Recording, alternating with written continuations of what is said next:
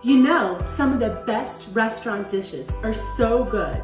And it's not just because of the temperature or the perfect grill marks or the presentation, but it's because of the sauce.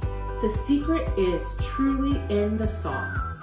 Today, we are making a roasted red pepper aioli sauce. This will make any fish, seafood, or crab dish shine. My name is Teresa Von Regan, and welcome to my kitchen. And check out in the description of this video a link of a sneak peek of my next crab recipe, perfectly paired with this aioli sauce. Let's jump in. My ingredients for this recipe are 1/3 cup of mayonnaise, 1/4 cup of chopped drained roasted red peppers, 1 tablespoon of chopped chives, 4 teaspoons of lemon juice, and 2 teaspoons of minced garlic.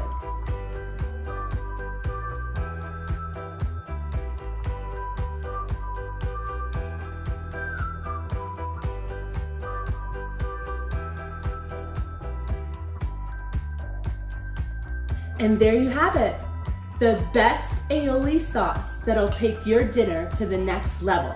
To see more videos like this, don't forget to like and smash that subscribe. And at the end of this video, check out my crab dip and crab cake recipe. Bye for now, fam.